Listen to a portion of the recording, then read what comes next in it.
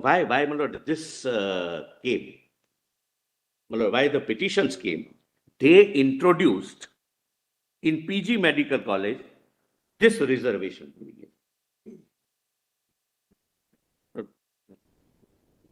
Page 34, my lord, this is directly. Which volume are you referring to? Page 34, my lord, volume 3E, 3 capital E.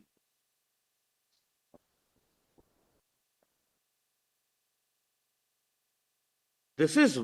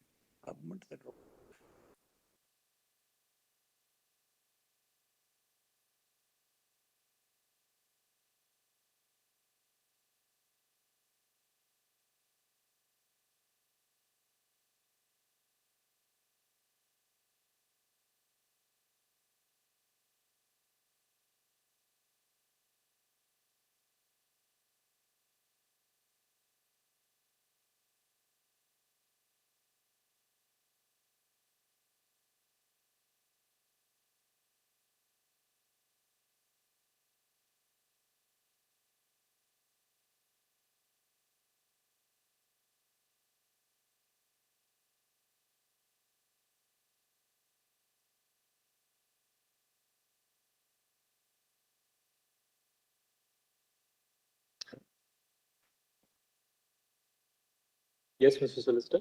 Lord, please come to page 34 Of volume 3E. This reservation came in 2005. That led to filing of petitions. And your lordships would, my lord, bear in mind, it's almost an admitted position between the parties that even without a reservation, approximately 70 to 80% students are Muslims. I'm not on religion. It's a very, very serious phenomenon. An institution of national importance declared by the Constitution must reflect, my lord, the national structure. Without reservation, this is the position. And across the board in all universities. Correct, my lord. It is happening. All universities have students from every walk of life. Please see, my lord, now 34. Do we have the data with regard to that? All national institutions, IITs, my lord. No. I can place it on record. IITs, IIMs, all institutions of national importance. Please place that on record. I undertake to do that. Because they do not provide for any reservation. No, we are not. There is no question of reservation because that's barred under Article 15 and maybe the atmosphere they have given to the institution, IIM, for example. Anybody would go. I do not know, but just get us the we would get it. I'll need 2 or 3 days, but we would. May not be able to get it for a lot of institutes, but maybe institutes of substantial. Prime institutes, definitely will be. Lord, page 115, I have given of 2B. Lord, please come. Just institutions of national importance. Your lordships may perhaps not require the figures. 2B. But I undertake to give it, my lord. 2B, page 115. volume 2B, Volume 2B. page 115. 5. They all have, my lord, students from all spectrums of life.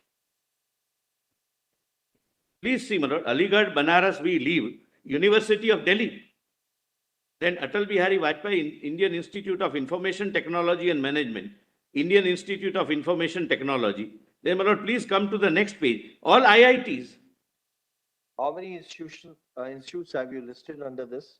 In this list, my lord, the total number is 7. No, my lord, I'll just 165. Okay. For these institutes, can you give us the breakup? I will. Regarding which, my lord, it consists of the cost. May not be available. In fact, it may not be available also. But if it's available, please give us. Religion-wise, may perhaps not be available, but my lord, aims. But if it's available, just give it. Right. But otherwise, no, aims, IIMs, IITs. Lord, your lordships can take judicial note. It is for all spectrums. Now, please see, my lord, what triggered this petition. 3E, volume 3E, page 34, my lords. This was under challenge before the High Court. The solicitor, could you come to 33, 33. Same 3E. same volume, 33. It refers to a letter received from the assistant director dated 3rd December 2004. They have read, my lord, yes. That is based on 81. He writes that now you are a minority institution, which they have read, my lord. That is, my lord, at page. What that What is Sunday. the page number of this 312? I'll just give the page number, my lords. Lordships, may give me a minute. This letter is the first time they recognize the agency. 17 is page 17. Page of this volume. 17, my lord, of this volume.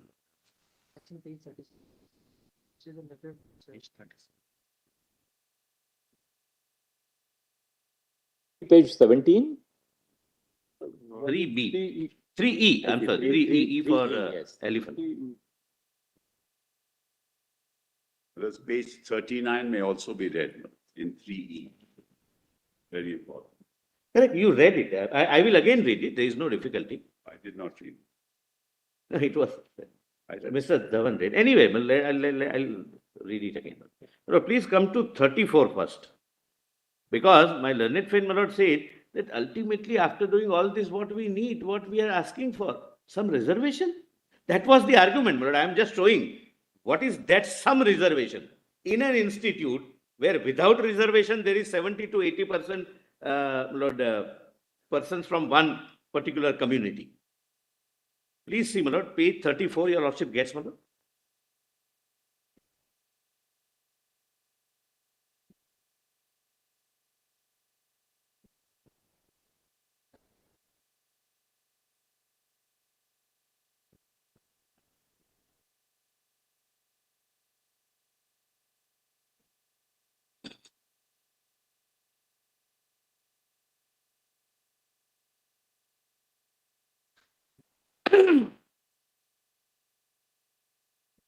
So can I read? My lord? Yes.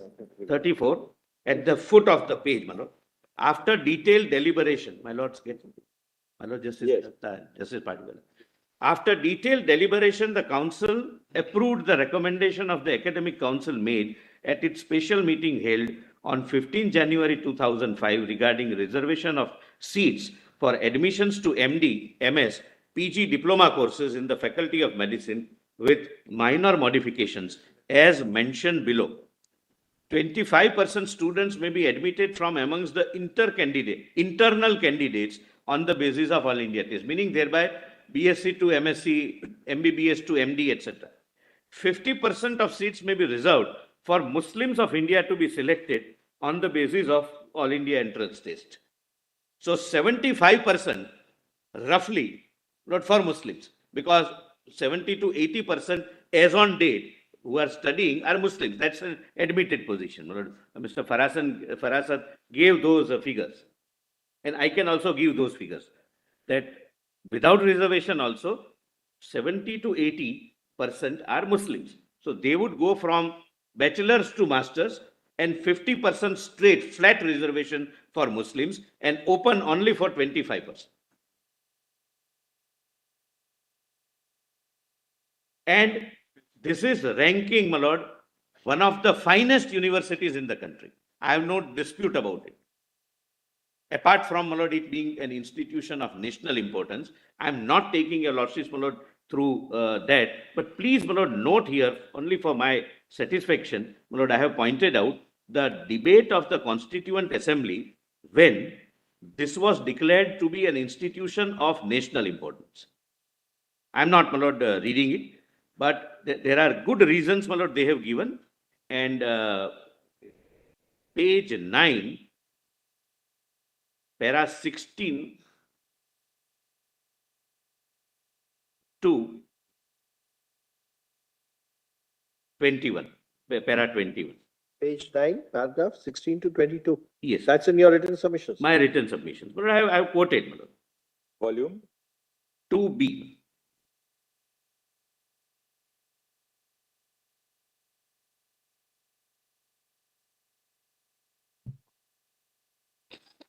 Mr. Solicitor, just get the data, because data may be available online, but may not be authentic and accurate. If the government has any data, please give that. But I will.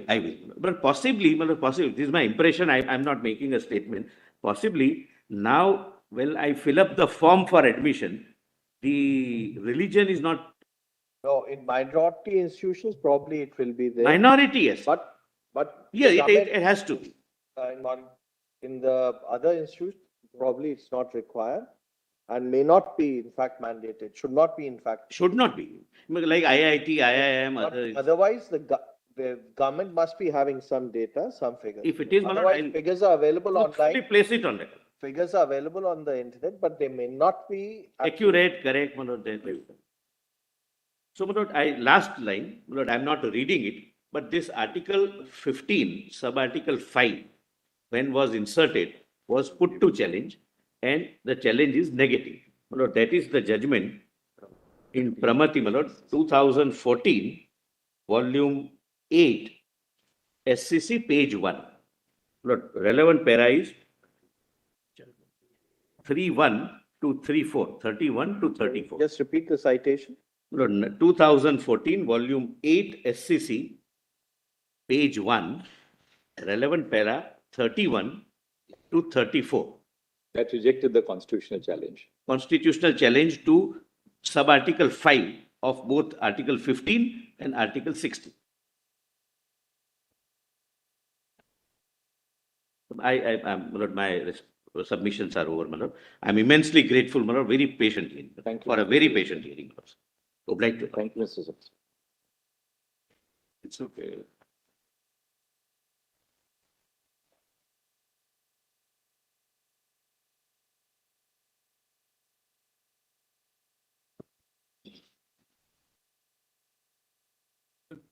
Before Mr. Trivedi begins, may I have your lordship's kind permission to make a mention about this matter? Sorry? May I have your lordship's kind permission to make a mention, my lord? Lord, Who are you appearing for, Mr. Yatendra Singh? Lord, my briefing counsel in this particular matter has become a judge of the High Court. And then this last month, my lord, due to my health reason, I was not coming. Last week when I came here, the case is here. I want your lordship's kind permission to submit my written submissions. And 10 minutes of your lordship's valuable time, at whatever time your lordship thinks proper, give me just 10 minutes or maybe 7 or 8 minutes.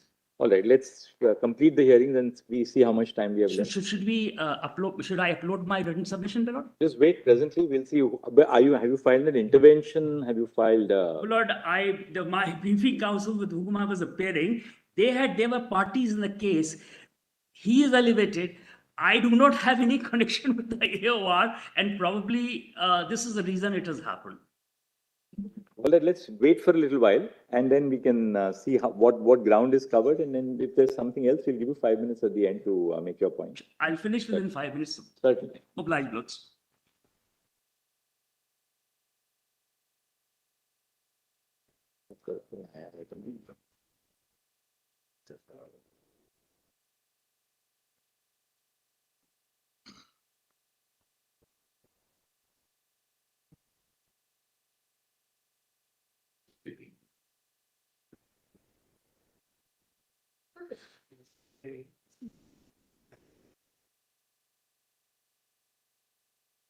What you can do is that you can circulate your written submissions to the other side so they also know what your point is, and then circulate it to the court master in the electronic form. So he'll add it to our submissions.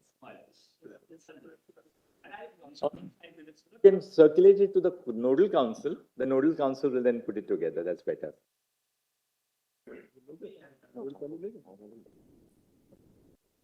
Yeah, yes, Mr. Dwivedi.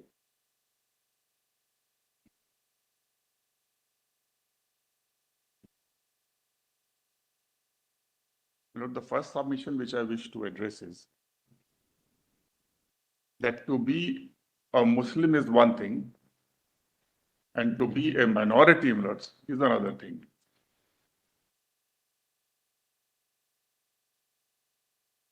To be a Muslim is one thing, but to be a Minority. what do you mean? For example, if we are in Jammu and Kashmir, my lords, majorities of Muslims are not a minority. It's in that sense, my lords. The question therefore would be either, my lord, we proceed on the basis of the assumption which was made in Aziz Basha that the Muslims in 1920 were a minority and decide whether they're entitled to the benefit of Article 30, or we consider the question actually on facts, not whether they were a minority in 1920, which requires, not first of all, determination of the most vital question, which somehow has avoided the attention of this court in most matters, whether they were Christian colleges or whether they were Muslim colleges established before independence. This court has proceeded on an assumption that they were a minority. So how do we understand this concept minority? Do we decide this today in a bench of 7 judges when your lordships are sitting? Or we again, my lord, like TMA Pai say, that these questions are left over, my lord, to be decided later. This question was squarely there, my lord, in question 1 and question 3A. But all that TMA Pai decided was that minority will be decided state-wise. But what is this minority? Is it a numerical question? Does it have a qualitative content? Does it not require that the people who are now claiming to be a minority understood themselves to be a minority at that time? Only then, Lord, this can be proceeded. So either we avoid it, we say that today in India, the Muslims are a minority, and therefore we will not, from that, we jump to the conclusion that in 1920 also they were a minority. But nobody has questioned that, Mr. Dwivedi. No, I am raising this question, Lord, and that is referred. That is referred. The two referring orders, if your lordship will look, Lord, this is the question which has not been addressed. Volume 3A. The question which has really been addressed before us is whether they are established and administered by a minority. Right. Therefore, Lord, were you a minority? That they were, that Muslims so were you a minority? The fact that they're a minority today in UP, and that the fact that they were a minority at that relevant point of time, because whether they were a minority or not has to be decided on today's standards. No. There's no different standard in 1920 as compared to. That's precisely the point. Just getting, it's just a question. That's the thought. Before the Constitution, adoption of the Constitution, we didn't have any concept of minority and majority. Certain rights have been given under the Constitution on which there is no issue in terms of the different articles from 25 to 30. Therefore, the determination whether you are a minority or not has to be done on the basis of a set time period, not in the past. When we refer to establishment prior to the Constitution, we'll have to go back in the point of time when the institute was established. Yes. But not with reference to whether that community was a majority or a minority community at that time, but with reference to who had established. No, with great reason. Who is a minority or majority will be decided on the date when the Constitution was adopted. Possibly, what argument you are raising in case there's a demographic change, what will be the effect is a separate issue. No, your lordships have categorically held in number of cases that fundamental rights are not retrospective. So therefore, only question is whether are you entitled to avail the benefit of Article 30 today? In order to do that, will it be retrospective? Sorry, interjecting. Sorry. Will it be retrospective or retroactive then? Whether it is retrospective or retroactive only means, Lord, that the law today takes notice of the facts earlier, that is retroactivity. When the law is retroactive, it doesn't mean it operates from that day, but it takes note of the facts as they existed earlier. So we are on the question of facts, an assessment of whether this community was a minority when it established. If it was not a minority, and if it did not consider itself to be a minority, then, for example, let's take the Christians, Lords. the Christians were the rulers of the time. The British government which was ruling this country was a Christian government. And the missionaries were brought in this country with a particular purpose, as an arm of imperial rule. And being that, Lord, under the charters of 1813, 1833, the English Education Act 1945, the Woods Dispatch of 1954, and the Hunter Commission and all these commissions were really meant to provide an opportunity to the missionaries to establish the college, to create people who were not fair like them, but they thought and whose tastes were like them. That was the objective. That is the great minute of Macaulay. Now, institutions which are established by missionaries to evangelize, to convert, to make Indians like British, and they were given grant of land which was occupied by them.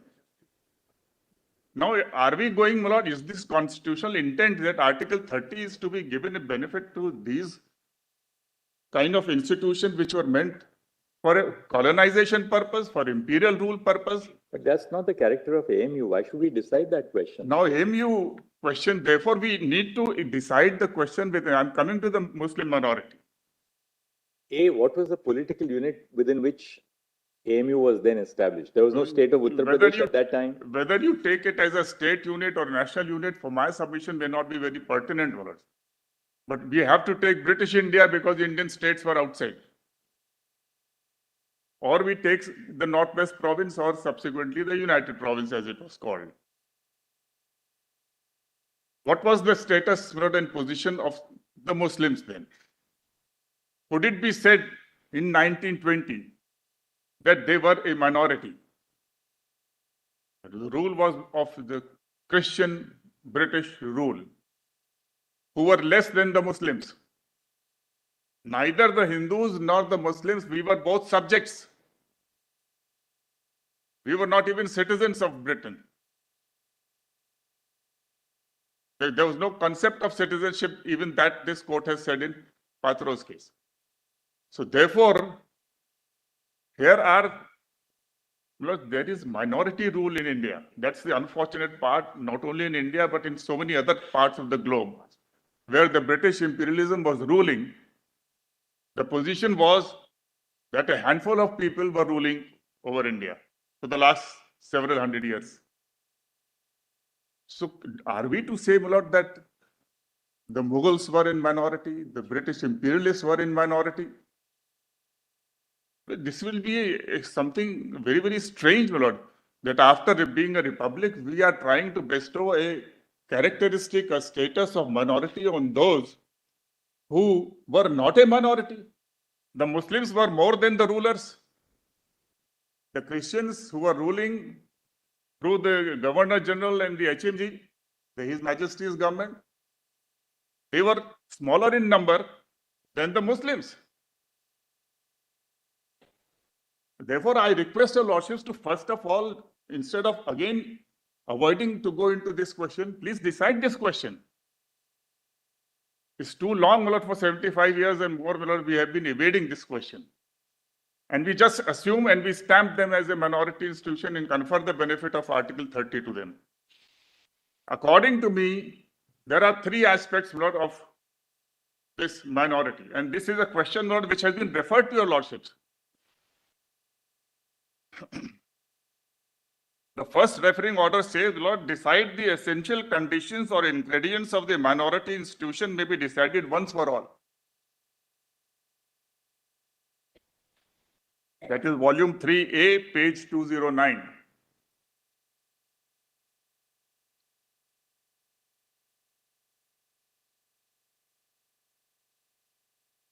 In my additional written note, Lord, which is 2J, volume 2J, in first paragraph, I have extracted this portion. Volume 2J.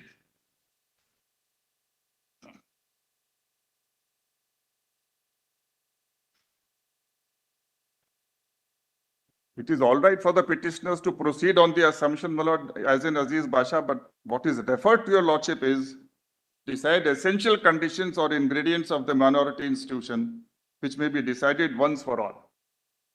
And the second referring order refers to TMAPI, and that's one of the reasons for my lordship referring the entire matter to your lordships. That is question 3A, which is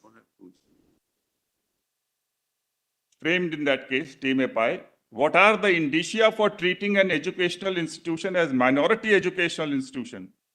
Would an institution be regarded as minority educational institution because it was established by persons belonging to a religious or linguistic minority, or it's being administered by a person belonging to a religious or linguistic minority? So first of all, we have to decide this question. And I am placing three characteristics, which are absolutely essential. Why was Article 30 needed as a safeguard or protection? Because of the fear of domination by majority.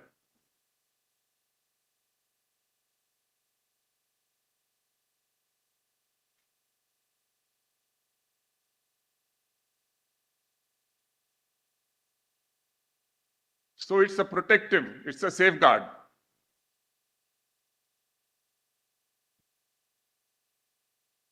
Number two, Article 30 will walk hand in hand with Article 29(1).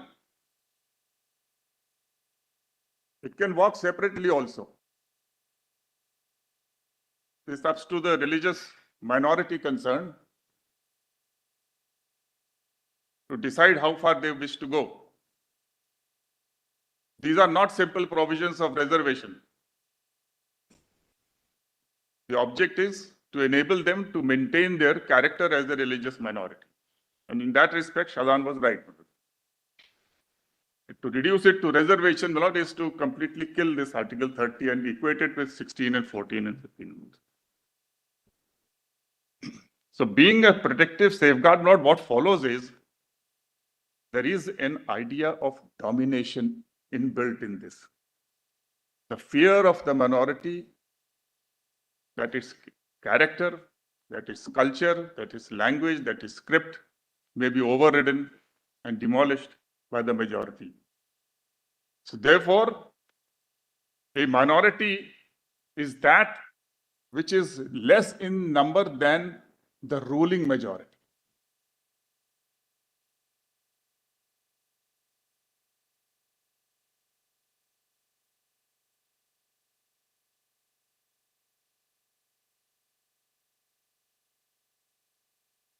How will you apply this test? This test will apply to who was ruling at that point of time. Were you less than them or more than them? That means ascertaining? Ascertaining the numerical test. I call this a numerical test. If the Christians are ruling, you aggregate all the Christians, aggregate all the Muslims of various sects, and decide whether they are less in number or not. That's a numerical test in my humble submission. The second test is a test of non-dominance. So if that particular community, though being less in numerical, in numbers, if it is a ruling power, then it cannot be a minority. Less in number and non-dominant. Because that's the correct idea underlying Article 30. If you are ruling, then you don't need a safeguard. You don't need to protect yourself. That's the qualitative test. And the third is that the community which is claiming that status should be considering itself to be a minority. The group which is founding the institution should be considering itself to be a minority. Repeat the third test, Mr. Trivedi. The third test is that the community which is claiming to have established the institution should be considering itself to be a minority. The founders should consider themselves to be a minority. Minority, yes. If they reject that claim and seek some other status,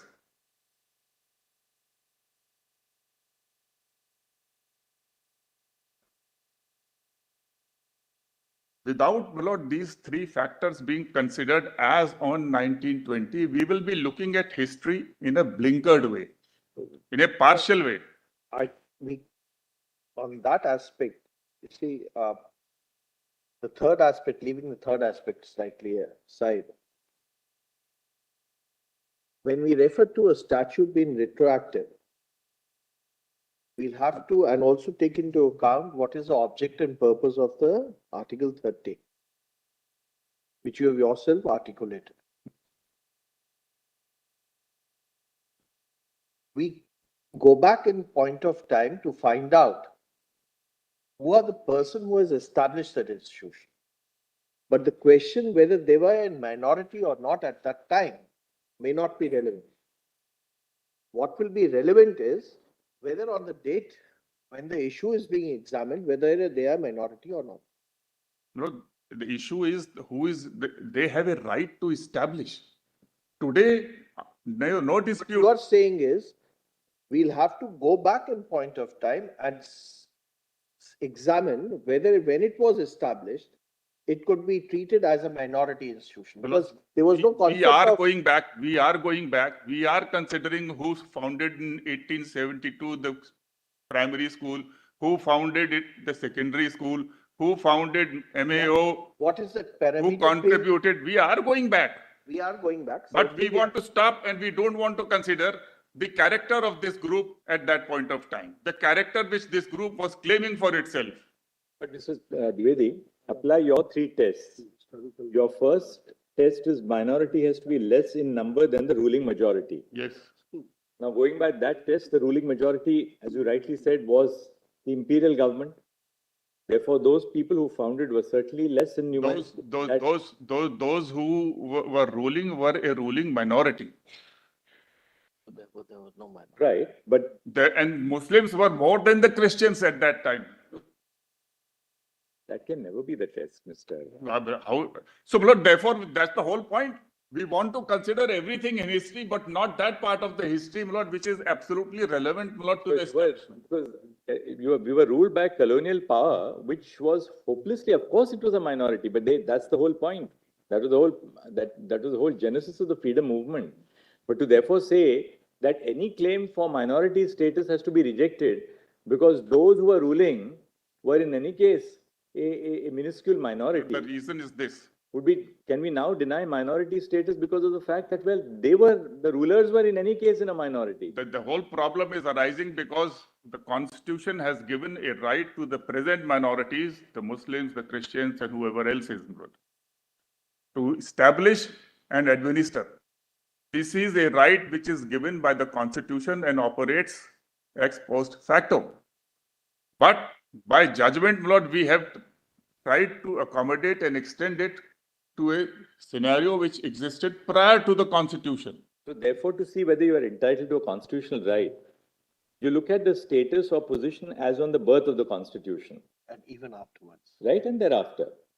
Now, according to you, you have to go all the way back at the point of the birth of the institution. So either we go or we don't go. If we don't have to. No, but if you do, the test cannot be the numerical majority in relation to the rulers at that time. Has to be, my lords. Otherwise, if you are not a minority, otherwise, what are we doing? What are we doing? We are taking note of, we don't want to take note of the act.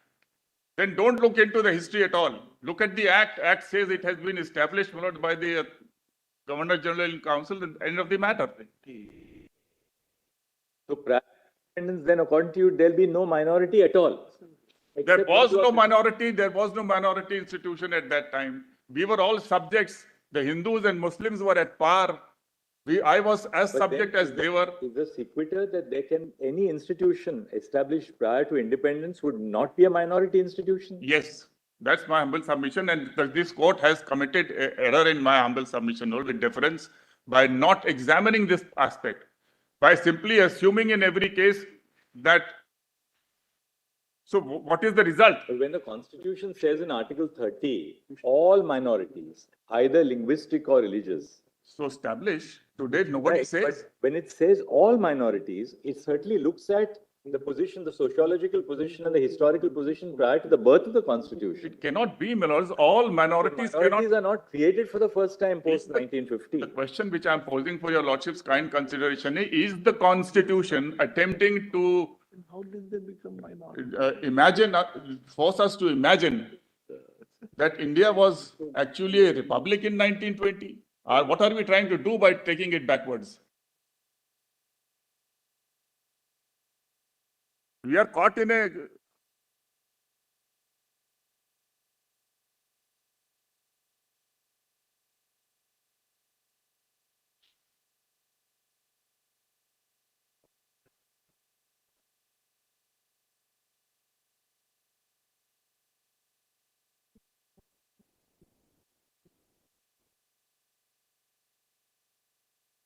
Of course, it's all. How many judges? 9? 6 or 7, just tell you.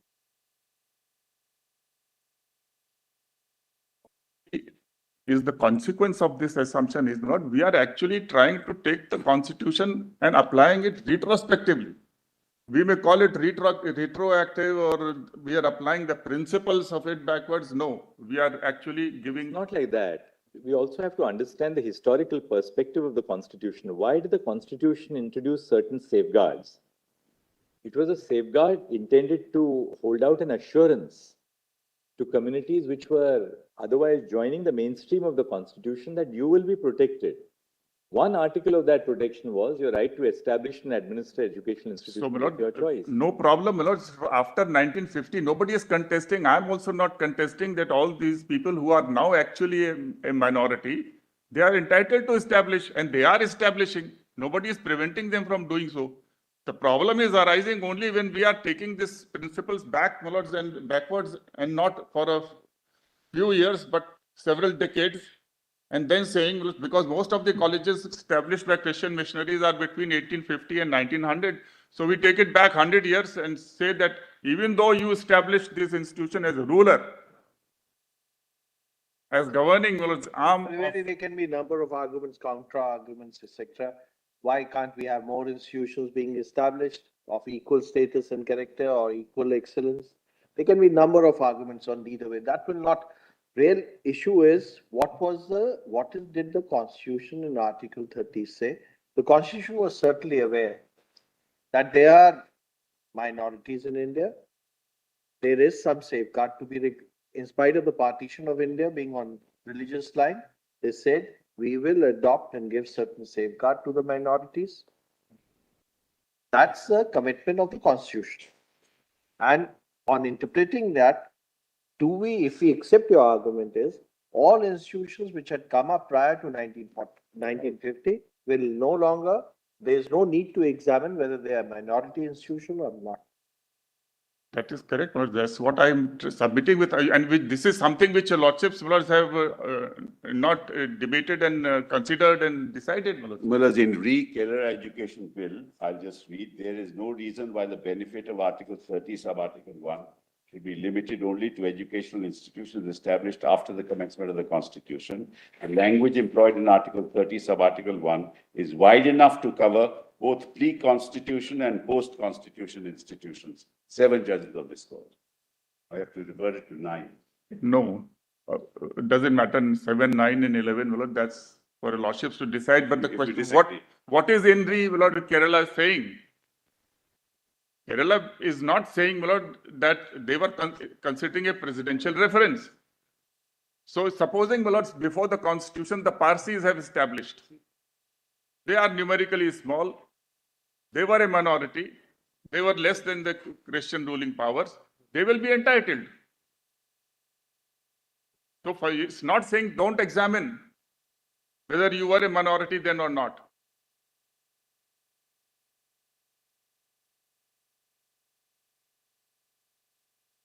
And that is the problem, that there are not really Kerala, other cases also assume, in Patro it's assumed that they are in minority. It would be a very amazing conclusion that Christians who were ruling at that point of time. Today, yes, they are minority. But at that point of time, you ruled over us, you were evangelizing, your mission was that, and we are ready to give a stamp of minority and the benefit of Article 30 to them. So those missionaries who came here and to do evangelization, to act as an arm of colonial rule, with great respect, to confer upon them the status of minority, will be completely, that's not the, no provision in the constitution, gives any, has any intent of being retroactive in this sense.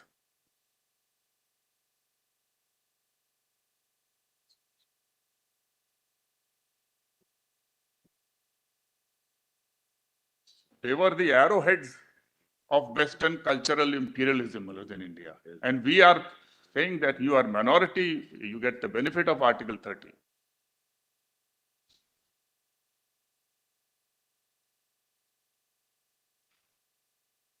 So we forget, we take note only of the fact that Mr. Syed Ahmad Khan was inspired. He wanted to attract Muslim youth to Western education. So he set up a primary school. And he set up the primary school in 1972, 1872, even while being in the employment of the East India Company and thereafter under the British government. He retired from the British government service in 1878. So as an employee of the British government, he establishes a primary school, then secondary school, and then MAO, gets a grant from the British government, and then he becomes an Imperial Council member for 8 years. And then he becomes a member of the Council of the Northwest Province. So what he's acting as an arm of the government. Look, the British government had certain specific intent with regard to Muslims and Hindus. So again, Lord, we have to forget all those things. He was an arm. Whilst being a government servant, he is establishing this. With the aid of government grant, with the aid of government money, with the aid of money which is coming from the Nawabs who are of the Indian state, which is also a government.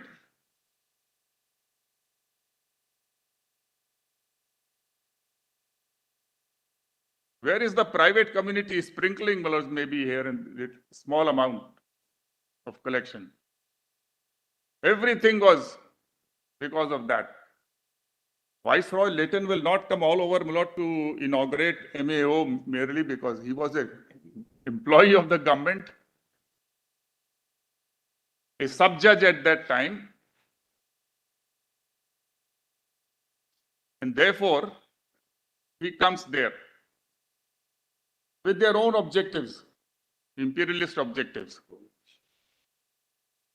These schools and colleges, the group headed by Mr. Syed Ahmad Khan by itself neither had the right to establish an institution, nor they had the power to establish the institution, nor they had the capacity to establish it. Everything flowed in from the Governor General's government and from the provincial government. The 30 lakhs money came from Nizam. He is a ruler of the Indian state. But we can start looking at his face and his belief and then say he's a Muslim. But he's a ruler, monarch. Maharaja Patiala, he was a monarch. Maharaja Vijayanagram, he was a monarch. They are all made patrons, lords, in the AMU Act. Where from the fund is coming? Not from the community, but from those who are governing the British government itself and the loyal princes. Now we can say we will not look at the loyal princes, but the Chamber of Commerce princes, which was constituted in 1923. We can also overlook that the princes were not the breakers of storm which comes in India. The freedom struggle, every force which was against the freedom struggle, to all of them, we are very grateful and we confer the status of minority. It's not established by them. They don't have the capacity. They could not run it. Yes, they wanted a university to request and to negotiate non-essential terms and to be members of court. If that is sufficient to establish, I submit it is neither founding nor establishing.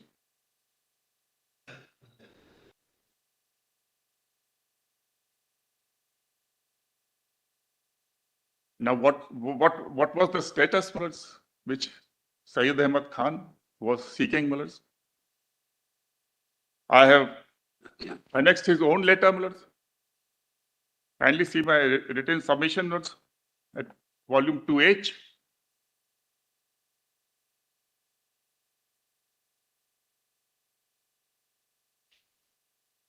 Page 18.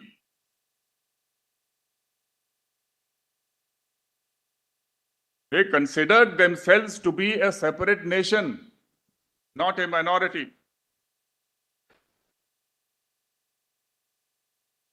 And he is the founding father of this. Kindly come to page 18, the footnote where the letters was, which is the speeches which he gave in 87, 88.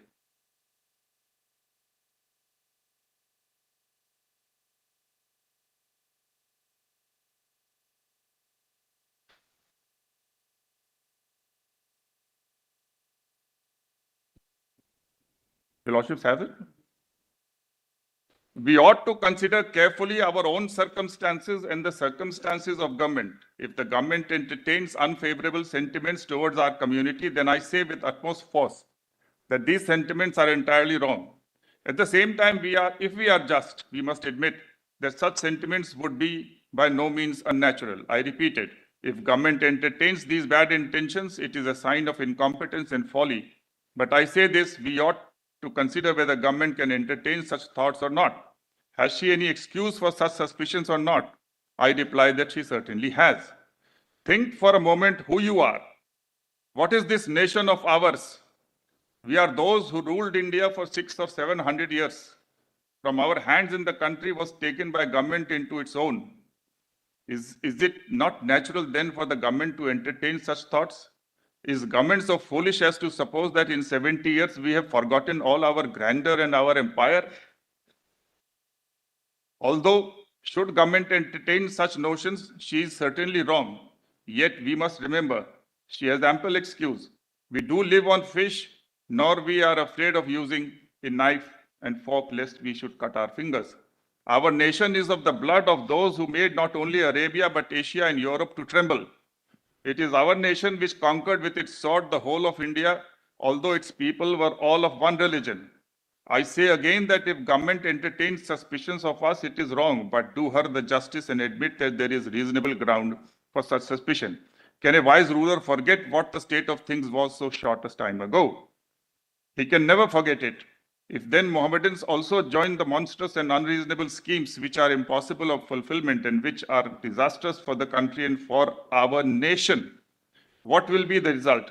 If the government be wise and Lord Dufferin be a capable viceroy, then he will realize that a Mohammedan agitation is not the same as a Bengali agitation, and he will be bound to apply an adequate remedy. If I were viceroy and my nation took part in this affair, I would first of all drop down on them. In time, Lord Ripon, I happened to be a member of the council. Lord Ripon had a very good heart and kind disposition and a very qualification for a governor. But unfortunately, his hand was weak. His ideas were radical. At that time, the local board and municipality bills were brought forward, and the intention of them was that everybody should be appointed by election. Gentlemen, I'm not a conservative, I'm a liberal. But to forget the prosperity of one's nation is not a sign of wisdom.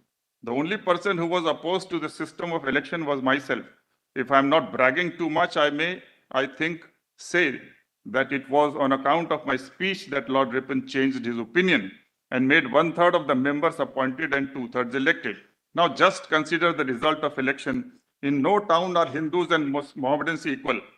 Can the Mohammedans suppress the Hindus and become the masters of our self-government? In Calcutta, an old bearded Mohammedan of noble family met me and said that a terrible one of whom calamity has befallen them. In his town, there were 18 elected members, not one of whom was a Mohammedan, all were Hindus. Now he wanted government to appoint some Mohammedan and he hoped government would appoint himself. This is the state of things in all cities. In Aligarh also, there are not special rule. It would be impossible for any Mohammedan except my friend so-and-so to be elected.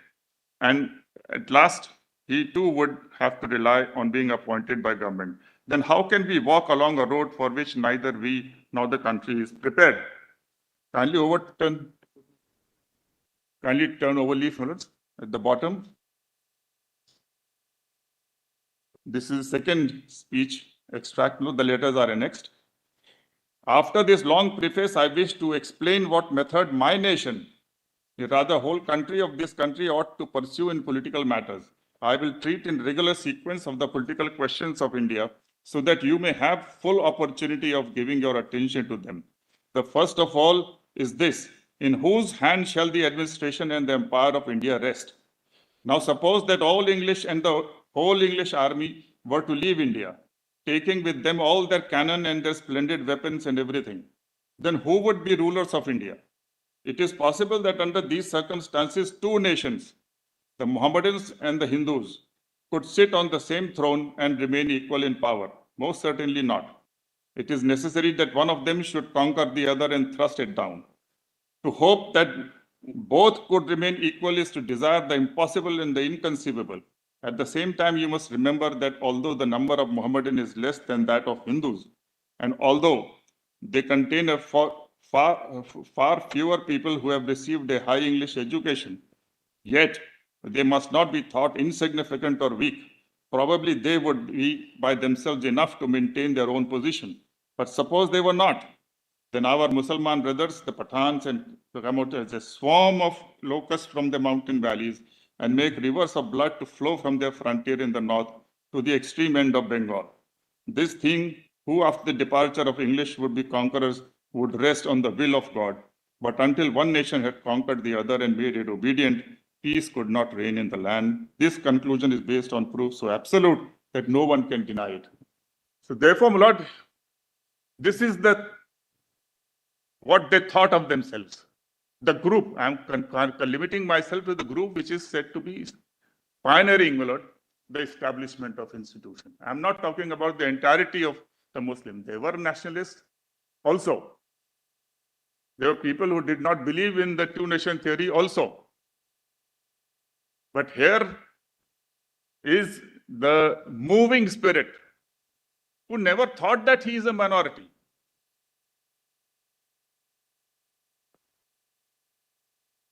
His spirit was that we are nation.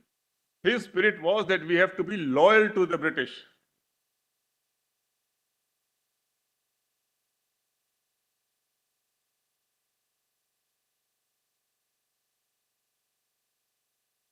And even the British thought like that. They also said India is a multinational. So this concept of minority was not there.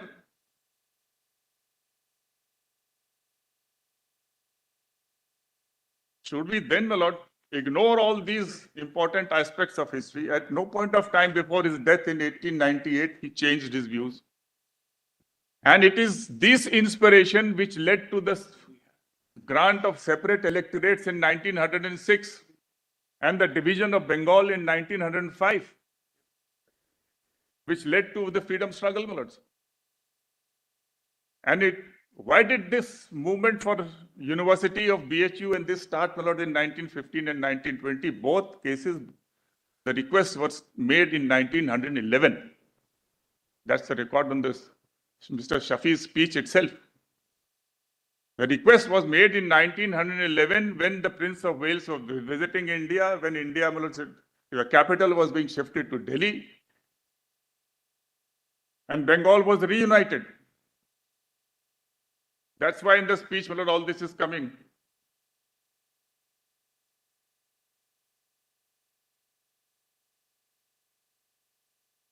The rise of and the renaissance of Bengal was behind this. So in 1911 it started. They made a request. There were negotiations begun. And at that time, BHU accepted the terms and conditions, the format, the scheme of administration, and therefore BHU Act was made in 1915. Now, they were resisting, not accepting. Ultimately, they fell in line. All that has been shown to your lordships. So the Governor General says, you accept the BHU pattern. That's the command.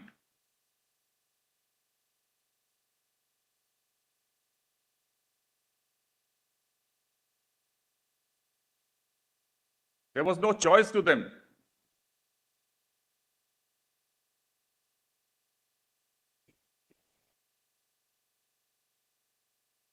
Plus, kindly bear in mind one thing, that the Governor General was the supreme power. He could do whatever it wanted. It is one thing to say that the university is established by the Muslims. It is another thing to say that the university was established by the Governor General in Council for the Muslims. There is a distinction between by and for. Even today, my lord, the government, the parliament can pass an act saying that for tribals, we are establishing a university. The tribals will be member of the court. So the fact that it is meant for tribals will not mean, my lord, that it has been established by tribals. The tribals may go from Jharkhand, my lord, and Chhattisgarh and the northeast, and they may request the government of India to give them a university.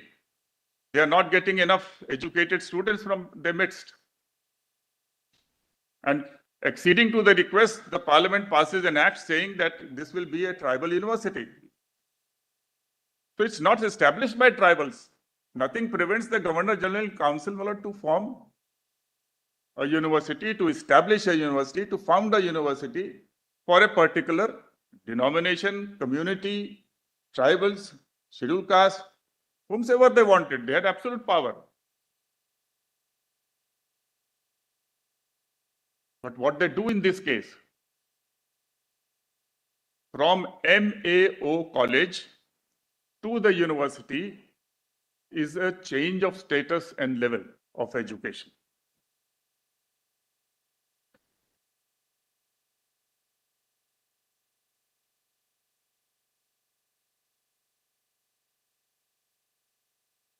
I have, lords, in my written submission, your lordship will, because of time, lords, I will not be reading through all the paragraphs. I have brought out, my lord, from the basis of Wood's dispatch of 1954 and the Hunter Commission, because the Hunter Commission was not concerned with university. It is the Wood's dispatch, my lord, which is the foundation. Wood's dispatch 1954, which is on record, placed by the government,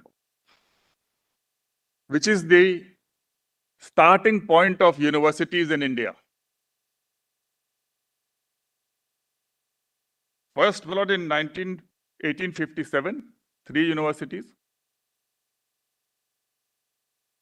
Calcutta, Bombay, Madras.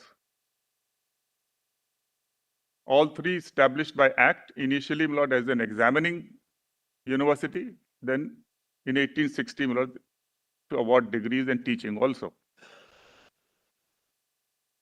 In 1882 comes the Lahore University in Punjab.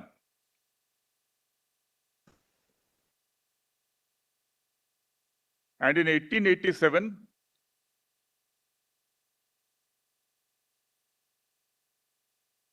the Allahabad University.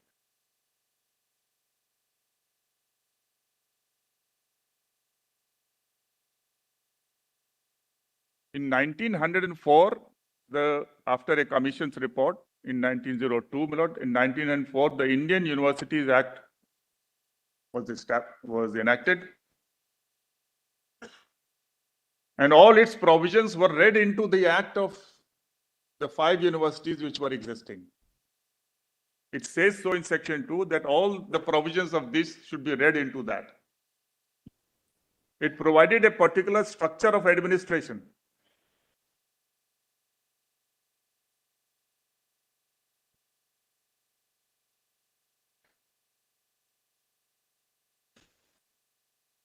And the format was based on the London University.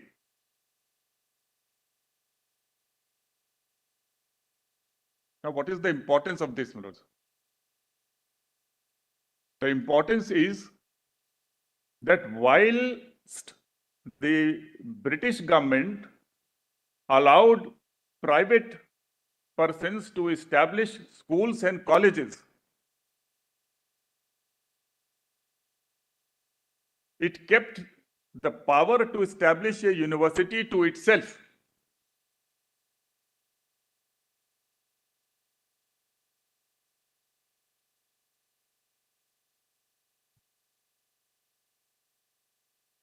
There is no British policy shown to your lordships, and based on these policies which we have placed on record,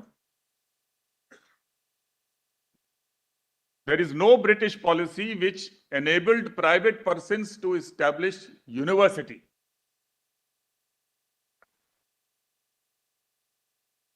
That is the reason why the Hindus and Muslims had to make a request to the Governor General in Council, for they alone had the power.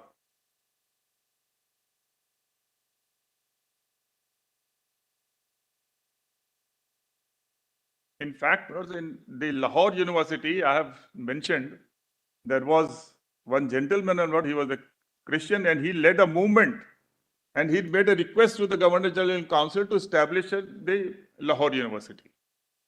So the fact that somebody is behind the move, behind the request, or contributing some little thing, some existing property, that is not founding, that is not establishment. In my submission, founding and establishment are synonymous. It can't be founding that I have gone into the Governor General in Council. So you say you have not established, but you have found.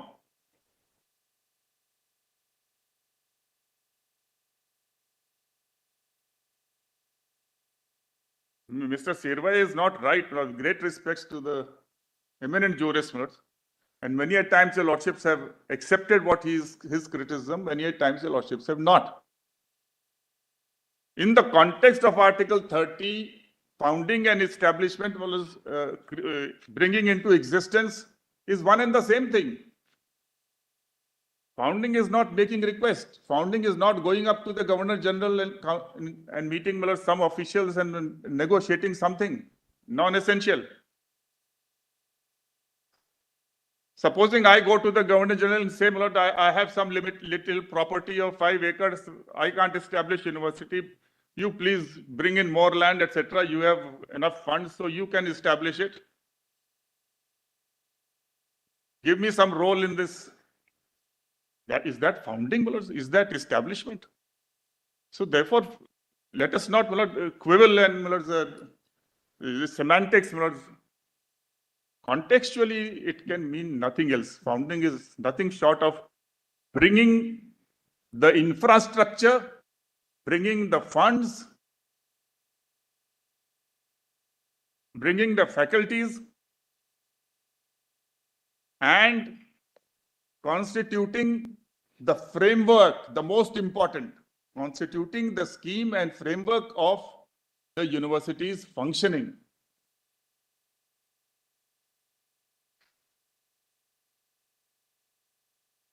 Today, minority institutions are being established. It is the societies and the companies which are formed which present their own scheme of administration. They appoint the chancellors, the visitors. So the scheme is formed by them. But Mr. Dwivedi, just as we are concluding, you may reflect on it. Your position, therefore, is at variance with what the Solicitor General argued. Because the Solicitor General argued that there was no prohibition on any private individual establishing a university in British times. If you wanted to do it, you would not have recognition for your degrees. Your position is that, look, there was no question of any private person establishing a university. It had to be done by or under an Just a little a qualification. charter of the imperial power. Yes, just a little qualification that this is in the context of universities whose qualifications and degrees are recognized. Private universities, you can go and establish, your degrees will not be recognized. I'm limiting my submission to universities whose degrees are recognized, who are imparting Western education, Western science, liberal arts. If you are having a Sanskrit university of your own private, that's a different thing. That we had from long back, Nalanda universities and all that. University is not a concept which is emerging for the first time, but that's what they wanted. Solicitor also said the same thing. He was referring to Vishwa Bharati and other Kashi Vidyapeeth and Jamia and so on. So that's there you don't require the Governor General. And there was no law which said that you can't use the word university like today. But if you wanted to have a university whose degrees are recognized, then only Governor General could do it. There was no policy. University as a subject was expressly excluded from the Hunter Commission. Kindly advert to the recommendations of the Hunter Commission, it was excluded.